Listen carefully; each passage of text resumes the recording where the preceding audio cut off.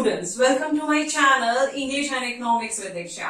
आज हम third unit micro economics की कर रहे हैं जिसका नाम है डिमांड, जिसमें हम कवर करेंगे definition of demand, determinants of demand, law of demand, causes of law of demand and it's exceptions, and last में हम करेंगे चेंज इन क्वांटिटी डिमांडेड और चेंज इन डिमांड में डिफरेंस। पहले हम डिमांड को समझेंगे। डिमांड किसे कहते हैं? किसी भी चीज को चाहना डिमांड नहीं है कि मैं चाहती हूँ कि मुझे ना 5 kg एप्पल मिल जाए, नहीं, वो डिमांड नहीं है। अगर आप कोई चीज को डिमांड की पूरी डेफिनेशन देना चाहते हैं इकोनॉमिक्स टर्म्स में, तो सबसे पहले क्या होना चाहिए? उसमें एक वांट होना चाहिए और एबिलिटी टू बाय भी होना चाहिए। जैसे हम अपनी डेफिनेशन में देखते हैं, it refers to the quantity of a commodity which consumer is willing to buy, कि वो खरीदना भी चाहता है एंड एबल टू बाय। और अगर दोनों में एक चीज में मिसिंग है तो वो डिमांड नहीं है। जैसे मैं चाहती हूँ कि मेरे को 5 kg एप्पल चाहिए, अगर मैं खरीद ही नहीं सकती तो वो डिमांड नहीं है। अगर मैं चाहती हूँ, अगर मैं चाहती भी हूँ और अगर मेरे पास मैं खरीद भी सकती हूँ तो वो डिमांड बनती है। अगर एबल टू बाय है लेकिन विलिंग टू बाय नहीं है तो भी डिमांड नहीं है। कि मेरे एबिलिटी है कि मैं 5 kg एप्पल खरीद सकती हूँ लेकिन मेरी इच्छा ही नहीं है खरीदने की, तो भी वो डिमांड नहीं है। तो at a given period of time कि डिमांड की डेफिनेशन को कंप्लीशन देने के लिए क्या होना चाहिए? Willing to buy and able to buy. Okay, अब हम two types of demand, this is the individual demand and the market demand. Individual, जैसे एक कंज्यूमर कितना डिमांड करता है जब प्राइसेस चेंज होते हैं, तो क्या कहलाता है? Individual demand.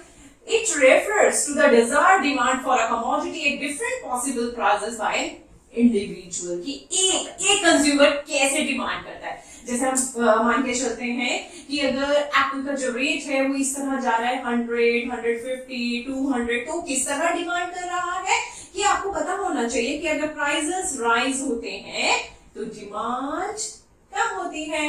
तब उसने 4 kg, 3 and 2 इस तरह डिमांड किया था। मार्केट डिमांड कि कितने कंज्यूमर्स हैं, मींस अगर कंज्यूमर मार्केट में 10 हैं, 20 हैं, तो उन्होंने टोटल कितना डिमांड किया, this is a market demand. देखते हैं, it refers to the desired demand for a commodity in a market at various possible prices by all, जितने भी कंज्यूमर जो भी खरीद रहे हैं वो टोटल कितना डिमांड हुआ है मार्केट में, all the individual in the market। अब हम मान के चलते हैं कि 3 कंज्यूमर्स हैं, ठीक है, और जो प्राइस है वो एप्पल का यही जा रहा है 100, 150 and 200। अब क्वांटिटी ए, जो ए कंज्यूमर है वो कैसे डिमांड कर रहा है? 4, 3, 2, right? 4 kg, 3 kg and 2 kg, right? और क्वांटिटी बी, मींस जो बी कंज्यूमर है वो किस तरह मांग रहा है? 3 kg, 2 kg, 1 kg। सी कंज्यूमर किस तरह मांग रहा है? 5, 3, 2। तो मार्केट डिमांड मींस टोटल कितना एप्पल का डिमांड किया गया जब रेट 100 kg था, तो मार्केट डिमांड क्या होगा? A प्लस बी प्लस सी, यानी कि 4, 3, 7, 5, 12, 3, 2, 5, 5 और 3, 8 and 5 kg। इस तरह डिमांड को किया गया। अब हम इनके इस डिमांड के डिटरमिनेंट्स के ऊपर वर्क करेंगे कि डिटरमिनेंट्स क्या है। पहले हम वर्ड पढ़ते हैं, डिटरमिनेंट्स का मतलब क्या होता है। डिटरमिनेंट्स का मतलब ये होता है कि जब हम किसी भी कमोडिटी की डिमांड करते हैं तो कौन से ऐसे पॉइंट्स हैं जिन्हें हम कंसीडर करते हैं। सपोज अगर हम जाते हैं तो हम देखते हैं प्राइस कैसा है, हम देखते हैं कि अगर हमें सपोज अगर हम ऑरेंज खरीदने जा रहे हैं तो अगर हम देखते हैं कि साथ में एप्पल भी और हमें फ्रूट चाहिए, तो किस किस तरह के हमारे दिमाग में फैक्टर आते हैं जब हम डिमांड करते हैं। कि कभी हम कहते हैं 1 kg दे दो, कभी 2 kg, तो कैसे कैसे फैक्टर्स हैं, हम उनके ऊपर ध्यान देंगे। सबसे पहले हमारे माइंड में जो आएगा, दिस इज अ प्राइस, कि अगर हम कुछ डिमांड करने जा रहे हैं तो सबसे पहले हम प्राइस को सबसे पहले कंसीडर करेंगे। सबसे पहले हम उसे ही देखेंगे कि प्राइस कैसा है। और जनरली जो लेमैन होते हैं वो भी ऐसे ही करते हैं कि अगर प्राइस ज्यादा है तो डिमांड वो कम करते हैं और अगर प्राइस कम है तो डिमांड ज्यादा करते हैं। तो आप इस सिंबल को माइंड में रिटेन करके चलेंगे तो it will be easy for you to write. कैसे रहेगा कि it has negative relationship with the demand. कि if price increases, अगर ये प्राइस है, ये क्वांटिटी है, if price increases, demand decreases, if price decreases, demand increases, so it has negative relationship. अब हम आ रहे हैं सेकेंड पॉइंट, जो हमारे दिमाग में जनरली कंज्यूमर के दिमाग में क्या क्या आएगा, जो सेकेंड पॉइंट आएगा, this is the price of related good. तो related good, there are two types of related good, दो तरह की है रिलेटेड गुड. सबसे पहले आएगा सब्स्टिट्यूट गुड्स. हम सबसे पहले सब्स्टिट्यूट गुड्स को समझते हैं. सब्स्टिट्यूट गुड्स कौन सी होती हैं, जिनको ना हम एक दूसरे के स्थान पे ना बहुत अच्छे से यूज कर सकते हैं, that we can use in place of each other, right. जैसे कि मेरा बहुत मन है कि ना मैं चाय पीऊं. चाय अगर जहां मैं पीने गई हूँ वहां वो चाय नहीं है, तो अगर वो कॉफी कह रहा है तो आई इजिली मीन्स मैं बहुत ही आसानी से कहूंगी कि इसकी मुझे कॉफी दे दो. तो जो आपके माइंड में एकदम होता है कि ठीक है आप लेने गए हैं कुछ भी, अगर पेन अगर पर्टिकुलर कंपनी का नहीं मिला तो आपने बोला दूसरा पेन दे दो, तो आप एकदम that we can use in place of each other, जैसे टी एंड कॉफी हम कह सकते हैं. तो substitute goods are those goods which we can use in place of each other. कि एक दूसरे के उसमें हम यूज कर सकते हैं, अगर वो नहीं तो कोई दूसरी उसकी. तो हम एग्जाम्पल क्या है इनके, टी ले लिया, coffee, there are many also. अब इनके अंदर फिर हमें कौन सा सिंबल याद रखना होगा कि कैसा रिलेशनशिप होता है, पॉजिटिव. पॉजिटिव से ना आपके लिए डायग्राम बनाना भी इजी हो जाता है, थ्योरी बनाना भी आसान हो जाता है. अब हम देखते हैं कि कैसे. हम मानते हैं यहाँ पर टी का प्राइस है, ठीक है, और यहाँ पे कॉफी की डिमांड है. अब हम सबसे पहले इतना मान के चलते हैं कि जब टी का प्राइस इतना था तो कॉफी की डिमांड को ना इतना किया जाता था, ठीक है. अब कहा गया है कि पॉजिटिव रिलेशन. पहले हम समझते हैं पॉजिटिव कैसे कह रहे हैं, कि आप जया कुछ खरीदने जाते हैं, जैसे पेन खरीदने जा रहे हैं या टी, तो अगर आपको लगता है कि इसमें से एक का भी प्राइस बढ़ जाता है, तो आपको जो दूसरा गुड है, जो उसका सब्स्टिट्यूट गुड है, वो रिलेटिवली क्या लगेगा, उसकी तुलना में क्या लगेगा, सस्ता लगेगा. तो आप ना उसकी डिमांड बढ़ा दोगे, जबकि उसके प्राइस में अभी कोई चेंजेस नहीं हुए थे. आपने क्या किया कि अगर टी का प्राइस बढ़ गया, आपको कॉफी रिलेटिवली सस्ते लगने लग गई और आपने इसकी डिमांड को बढ़ा दिया, ठीक है. अब हम इसका क्या करेंगे, P1 Q1. अब दूसरा हम सोच के चलते हैं कि अगर टी का प्राइस कम हो गया, अगर टी का प्राइस कम होगा तो क्या होगा, रिलेटिवली कॉफी महंगी लगने लग जाएगी. जो कॉफी पीते थे उनको भी लगेगा चाय, और जो चाय, जैसे आप मान लीजिए चाय जो है वो सस्ती हो गई है, ठीक है, तो हमें टी जो कॉफी है, जो कॉफी पीते थे उन्हें महंगी लगने लगेगी, तो कॉफी की डिमांड भी कम हो जाएगी. ओके, अब हम इसके कॉर्नर्स को मिला देंगे. So this is demand curve. So what we say, there is a positive relationship between these goods, right? When the price increases of one good, demand increases of other. When the price decreases, the demand also decreases, right? चलिए, अब हम complementary को समझते हैं.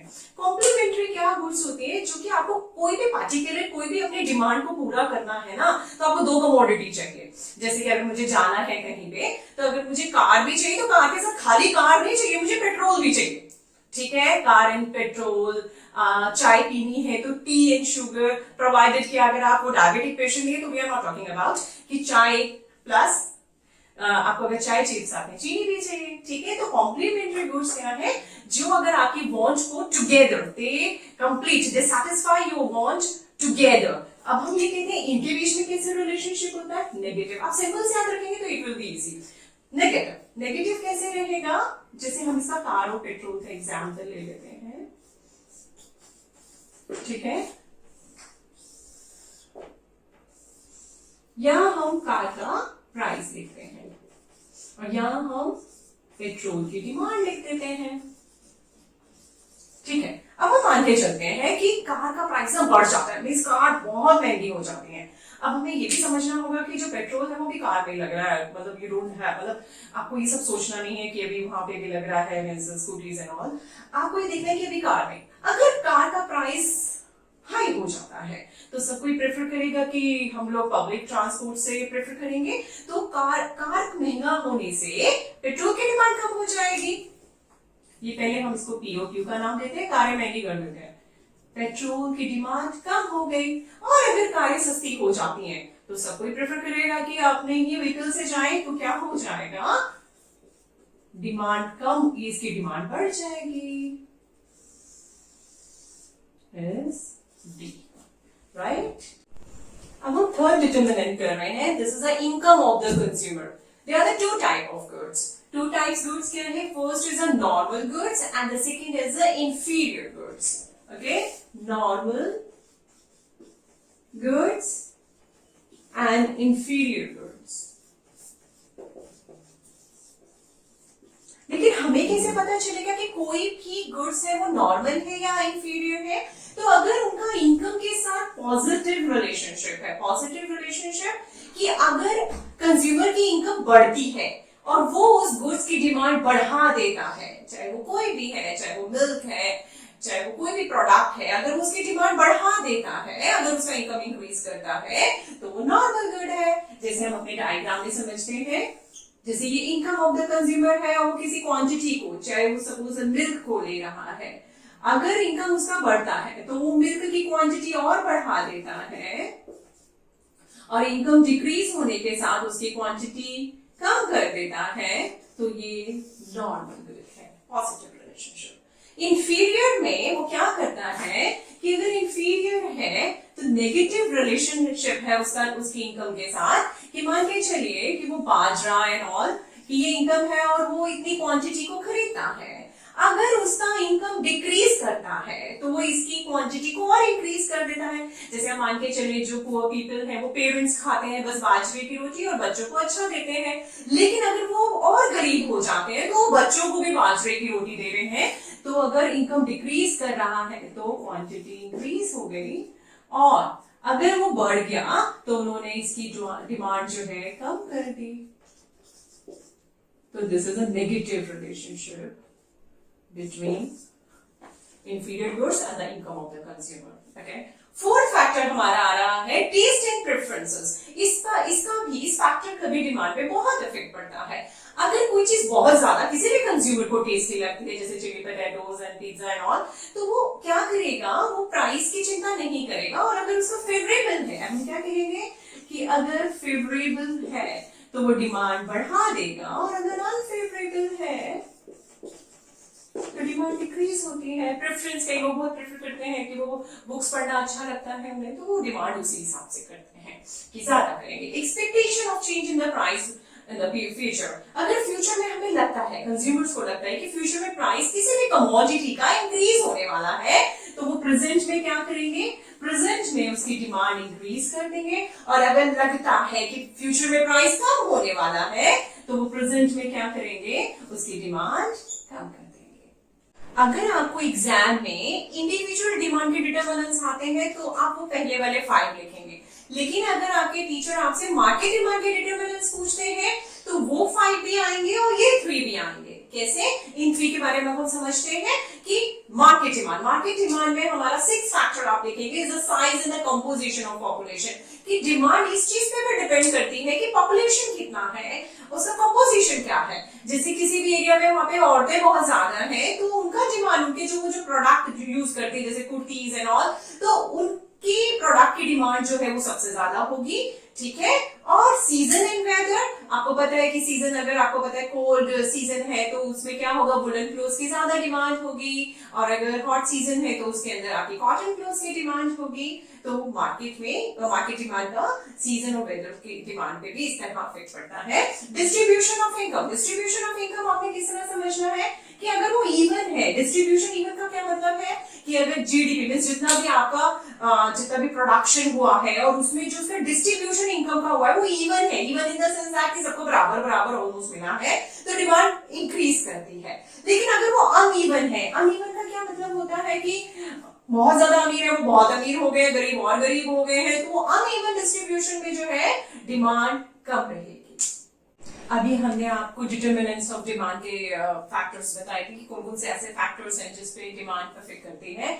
क्या कहते हैं हमारा, price of related good, taste and preference, income of the consumer and the future expected price. अब हमें क्या करना है, अगर this is a law of the demand, अब हम ये कह रहे हैं कि कोई चेंज नहीं आया इस फैक्टर्स में, इस रिलेटेड गुड का जो प्राइस है वो वही का वही है. ठीक है. जो कंज्यूमर का टेस्ट है उसमें भी कोई चेंज नहीं आया है, कंज्यूमर की इनकम में भी कोई चेंज नहीं आया, और फ्यूचर प्राइस का भी कुछ बढ़ने का और बढ़ना या कम होना ऐसी इस तरह का कोई भी इशू नहीं है. अब हमारे पास सिर्फ ओनली प्राइस, ये लॉ ऑफ डिमांड हमें क्या बताता है? It states the inverse relationship कि प्राइस और डिमांड में अगर हम कोई और पॉइंट कंसीडर नहीं कर रहे हैं तो प्राइस और डिमांड में नेगेटिव रिलेशनशिप होता है, इनवर्स रिलेशनशिप होता है, कीपिंग अदर फैक्टर्स कांस्टेंट। कि सारे फैक्टर्स मींस आपने कांस्टेंट का क्या मतलब है कि we are not considering any factor of these, any factor. Okay, अब हम यही कहेंगे कि जैसे मान के चलिए कि प्राइस अगर इंक्रीज कर रहा है तो इनवर्स रिलेशनशिप है, तो डिमांड डिक्रीज कर रही है, राइट? अब हम इसी को प्लॉट कर देंगे, this is a price and this is a demand, this is a demand curve, right?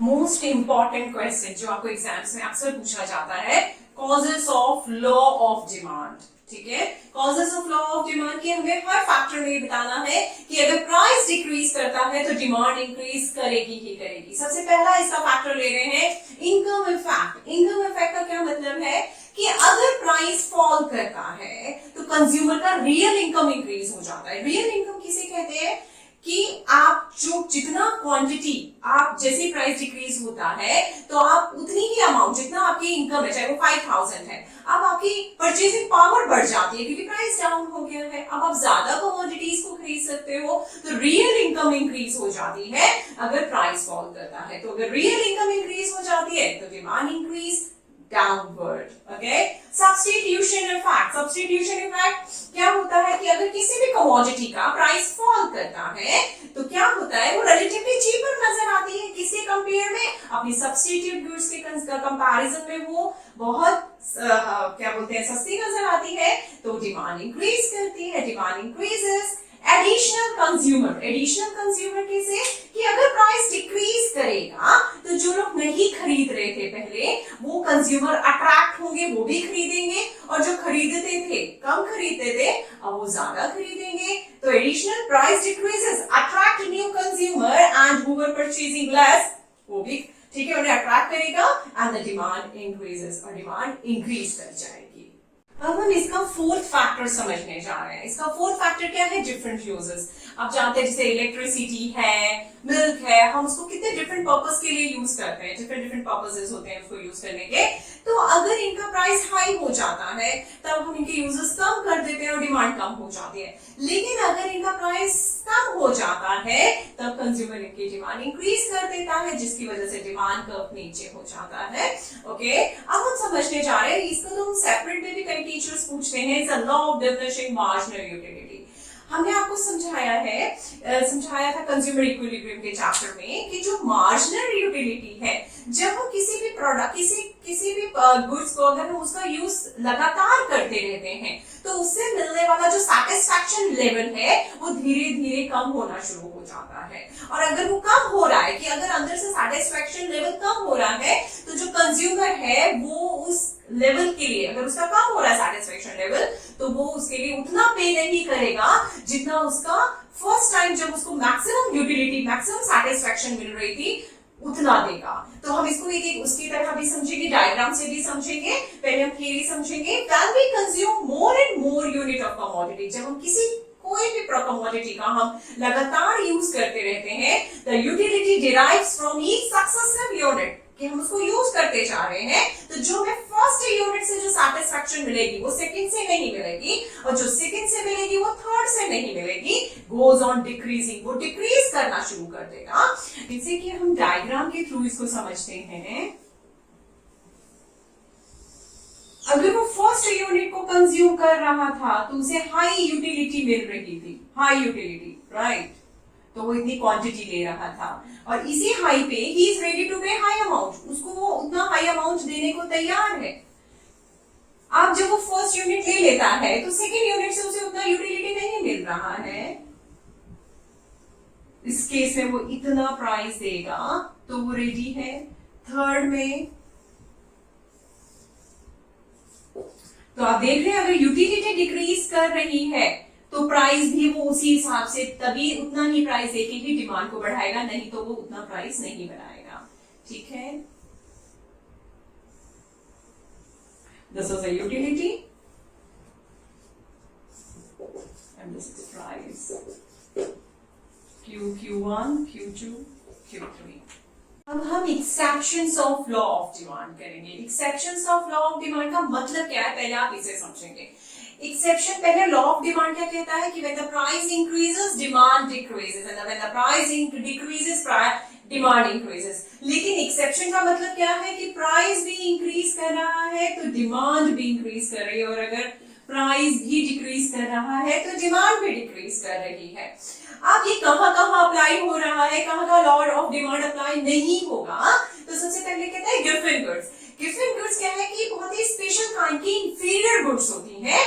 इसमें क्या होता है, जब इनका प्राइस बढ़ता है तभी इनकी डिमांड बढ़ती है, और जब इनका प्राइस कम होता है इनकी डिमांड कम होती है। ठीक है, यानी लॉ नहीं लगा।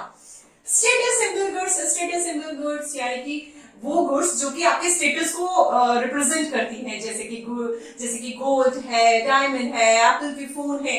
तो लोग इसलिए रखते हैं क्योंकि वो बहुत महंगे हैं, इनसे उनका स्टेटस नजर आता है। तो हाई प्राइस पे भी हाई डिमांड, लॉ अप्लाई नहीं हुआ। ठीक है। फियर ऑफ शॉर्टेज, अगर आपको लगता है फ्यूचर में ना प्राइस ना बहुत ज्यादा, मतलब प्राइस तो नहीं लेकिन फियर ऑफ शॉर्टेज की लग रहा है कि आपको ये गुड्स मिलेंगे ही नहीं, तो इस वक्त अगर इनका प्राइस हाई है तब भी आप डिमांड हाई कर रहे हो क्योंकि आपको ऐसा लग रहा है कि फ्यूचर में ये अवेलेबल ही नहीं रहेंगे गुड्स। ठीक है। इग्नोरेंस, इग्नोरेंस में क्या है कि जो कंज्यूमर है वो इग्नोरेंट है कि उसे पता ही नहीं है कि प्राइस हाई है तभी वो डिमांड ज्यादा कर रहा है। ठीक है। फैशन रिलेटेड गुड, फैशन में तो अगर महंगी भी चीजें हैं तो भी लोग खरीदे because of the fashion, right. Necessities of life, necessities of life का कि अगर जरूरतें जैसे कि शादी है एंड ऑल दैट, तब तो आपको खरीदना ही है। अगर महंगा भी है तब भी आप खरीदते हैं अगर वो बहुत ज्यादा जरूरी है, या कुछ गुड्स जो कि है, मतलब जो कि नेसेसरी गुड्स है कि हमें लेनी ही लेनी है, अगर वो महंगी है तब भी लेते हैं। ठीक है। अब हम मोस्ट इंपॉर्टेंट पार्ट कर रहे हैं इस चैप्टर का, जो कि आपको हमेशा ही पूछा जाता है और इसे बहुत ध्यान से समझना है। ठीक है। अब हमें करना है चेंज इन क्वांटिटी डिमांडेड और चेंज इन डिमांड। इसमें भी डिफरेंस आ सकता है और इसके सब पार्ट्स में भी डिफरेंस, तो बहुत ध्यान से करना है। ये कहते हैं चेंज इन क्वांटिटी डिमांडेड। हमारे पास जितने भी फैक्टर्स हैं आप उसको पहले डिवाइड कर दीजिए। कैसे डिवाइड कर देंगे कि हमें पता है हमारे फैक्टर्स क्या थे, प्राइस था, price of related good, future expectation and taste and preference, income of the consumer. अब हम क्या करेंगे, सिर्फ प्राइस को यहाँ पे रखेंगे और हमारे जो अदर फैक्टर्स हैं आप उसको वहां शिफ्ट कीजिए। पहले price of related good, income of the consumer, taste and preference and the future price. ठीक है, इसको हमने यहाँ रख दिया। कहता है कि अगर आपके प्राइस की वजह से डिमांड में चेंजेस आते हैं तो कौन क्या क्या होगा, डाउनवर्ड मूवमेंट और अपवर्ड मूवमेंट होगा। देखते हैं कैसे। देखिए ये प्राइस है, ठीक है, this is original price whatever, okay. अगर प्राइस डिक्रीज करेगा, अगर प्राइस डिक्रीज करता है तो क्या होता है, डिमांड इंक्रीज होती है। तो डिमांड इंक्रीज कर दिया हमने, डिमांड इंक्रीज हो गई। अगर डिमांड इंक्रीज हो गई तो इंक्रीमेंट, दिस इंक्रीमेंट क्या कहलाएगा, एक्सपेंशन, एक्सपेंशन इन डिमांड। ठीक है। और अगर प्राइस इंक्रीज करता है तो डिमांड में डिक्रीज करना, इसको कंट्रैक्शन कहते हैं। ये कंट्रैक्ट हो गई, इतनी डिमांड आपकी कंट्रैक्ट हो गई, what we call it, contraction in demand. And this is an upward movement also, means आपको किसी तरह से भी क्वेश्चन पूछा जा सकता है कि what is the upward movement of the demand curve, contraction in the demand curve. So आपको पूरा बहुत अच्छे से समझना है और इस पूरे लाइन को हम क्या बोलते हैं, movement along with the demand curve, movement along with demand curve। ठीक है। अब हम इसे समझते हैं, चेंज इन डिमांड कहता है कि किसी और फैक्टर की वजह से, कि प्राइस में कोई चेंज नहीं आया, प्राइस कांस्टेंट है, प्राइस कांस्टेंट है, and this is a demand curve. ये डिमांड कर्व आपका जा रहा है, ठीक है, quantity and this is price. कहता है कि अगर आपका डिमांड किसी और वजह से बढ़ता है, प्राइस में कोई चेंज नहीं आया, जैसे कि डिमांड क्यों इंक्रीज करेगा, जब आपका सब्स्टिट्यूट गुड्स का प्राइस इंक्रीज कर जाएगा तब डिमांड इंक्रीज हो जाएगी, जब कॉम्प्लीमेंट्री का प्राइस डिक्रीज कर जाएगा तब हो जाएगा, जब income of the consumer increase होगा तब हो जाएगा, फेवरेबल टेस्ट इन प्राइसेस में हो जाएगा, या फ्यूचर में ऐसा लग रहा है कि प्राइस बढ़ने वाला है। ऐसे चारों फैक्टर्स के होने की वजह से जो डिमांड है वो आपकी राइट ओवर शिफ्ट हो जाएगी, जिसे हम increase in the demand curve भी कहते हैं। ये आपका डिमांड कर्व, ठीक है। लेकिन अगर हम उनको सारे फैक्टर्स को, जैसे सब्स्टिट्यूट का प्राइस कम कर दें, कॉम्प्लीमेंट्री का प्राइस बढ़ा दें, इनकम जो है कंज्यूमर की कम कर दें, अनफेवरेबल टेस्ट कर दें, फ्यूचर में अगर हमें लग रहा है प्राइस कम होने वाला है तो इनकी वजह से क्या होगा, डिमांड कम हो जाएगी।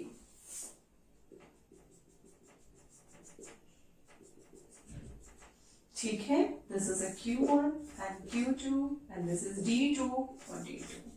सबसे मोस्ट इंपॉर्टेंट है ये क्वेश्चन, आपका क्या क्या आ सकते हैं इसमें। आपसे डिमांड का डेफिनेशन पूछा जाता है, आपसे पूछा जाता है कि causes of demand, causes of law of demand, और सबसे ज्यादा मोस्ट इंपॉर्टेंट पार्ट जो है ना, सबसे ज्यादा ये भी है, आप इसको तो बहुत अच्छे से करेंगे, ठीक है। और I hope you have understood. कोई भी प्रॉब्लम होती है just write in the comments box, we will surely help you. Bye.